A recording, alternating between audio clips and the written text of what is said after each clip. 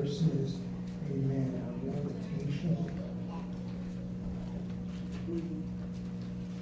Amen. I want to read that. I'm not going to preach from that, if you don't mind, but I am going to read from that. And it says this. It says, it is of the Lord's mercies that we are not consumed. Yes. Because his compassions fail not. Amen. 23rd verse says, they are new every morning. Every morning. Great is thy faithfulness. I'm sure all of us can send up a testimony that God's greatness is in his faithfulness. Amen. I know that you've already heard a powerful word this morning. We heard a powerful word. Amen. Coming from our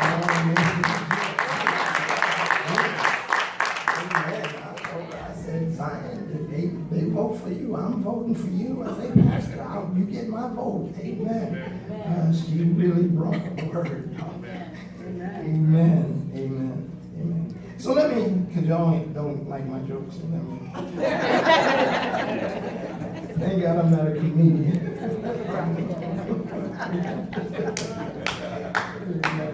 So I want, if you would, just briefly, I want to get you to look at things in a different way. I want you to see something that maybe I see and you don't see, or maybe you do see it and I just got it. But I want, if you would, to join me in the book of Luke, the 15th chapter. This is familiar, and the reason why I like to preach familiar scriptures in the afternoon is because you don't have to go through a whole bunch of setting up, because everybody already knows it. So most of you, if not all of you, have already heard of this story of the prodigal son. Luke, the 15th chapter, the 12th verse. And if you catch me there, I want to read just a few of those scriptures in the book of Luke and the 15th chapter. Catch me at the 12th verse, and this is what it says. Luke 12.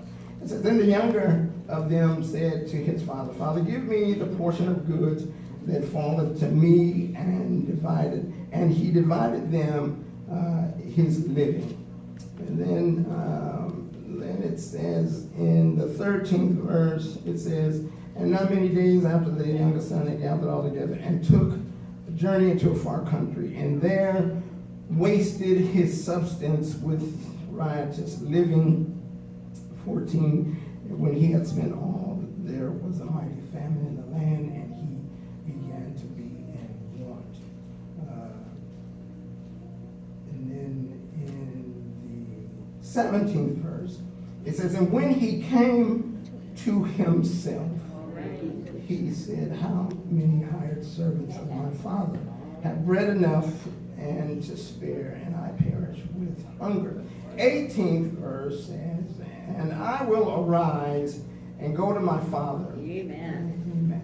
So I just want to stop right there. I want to arise and go to my father. May the Lord have blessed you to reading, and the hearers and those who have received his word. You may be seated in the presence of God and his Holy Spirit. Father, I thank you for your goodness, your grace, your mercy that goes beyond our ability to understand. I thank you, God, that you have been there all the time. And so now we know that you are here, for we have already felt your witness in this house. And God, we would that you would not leave, but that you might tarry and stay. That you might lead and guide as we walk through your word. Let it not be of me, but let it be of you.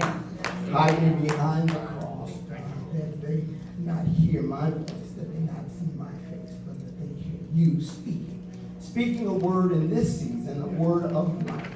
Breathe and speak life into this place and into your people.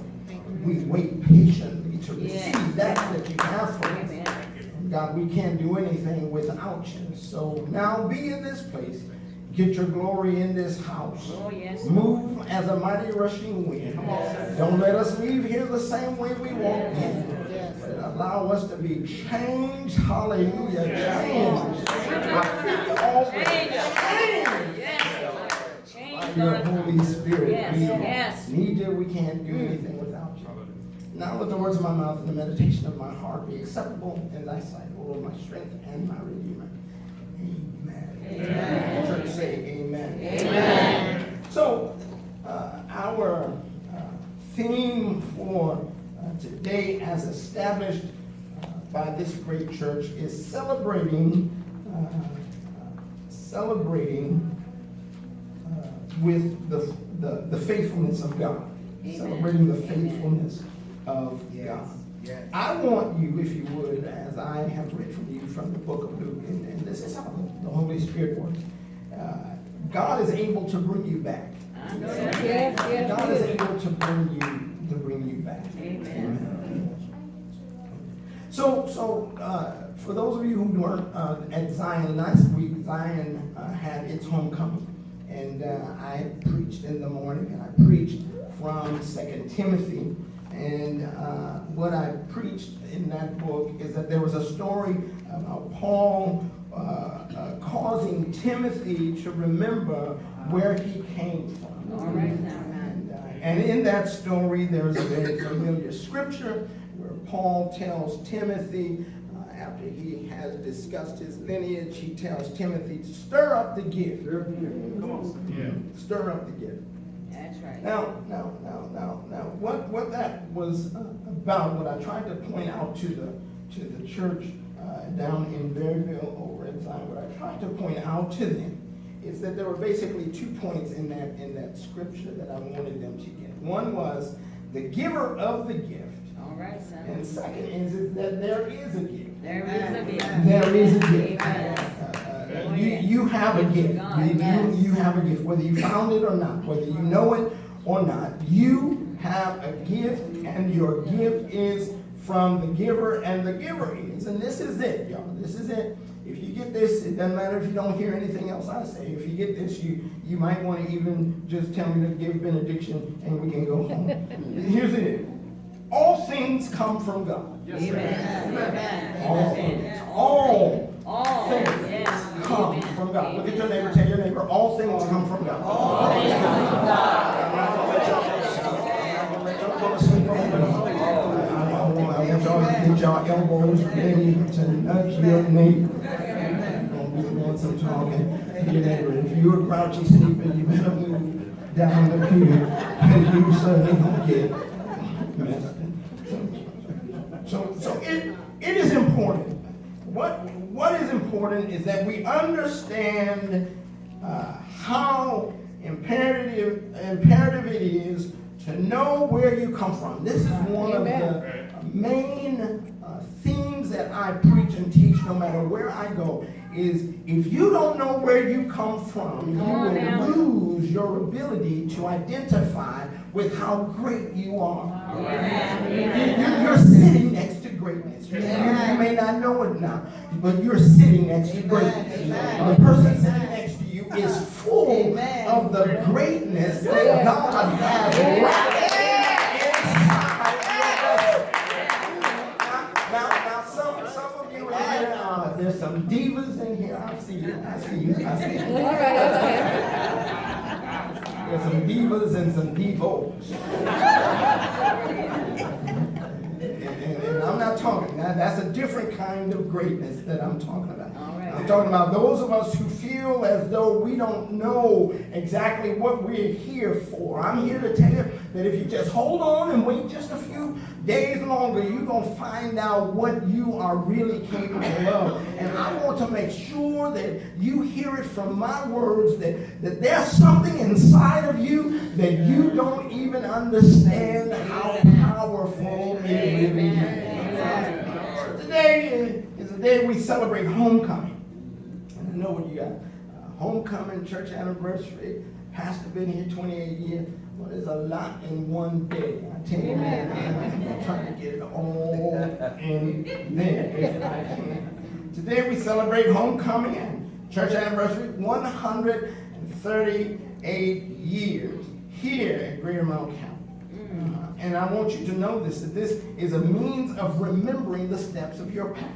Amen. Maybe you did not get your There's those start. steps. Maybe you did not begin here. But this is a part, an important and a critical part to your path on your way to your destiny. Amen. But I want to impress upon you today, a thought. The thought of the assurance of having a foundation that stands no matter what storm comes your way. Amen. Amen. Now, when I say I want you to establish the foundation is that everything you have has come from God. Amen. Everything you are is because of the God that is inside of you. Amen. I'll talk to myself. Everything you are is because of the God that is inside of you. And when you consider that God has wrapped some very special gifts and some very special powers and talents inside of you, then you understand that there is a path that you have to take. And no matter where your path takes you,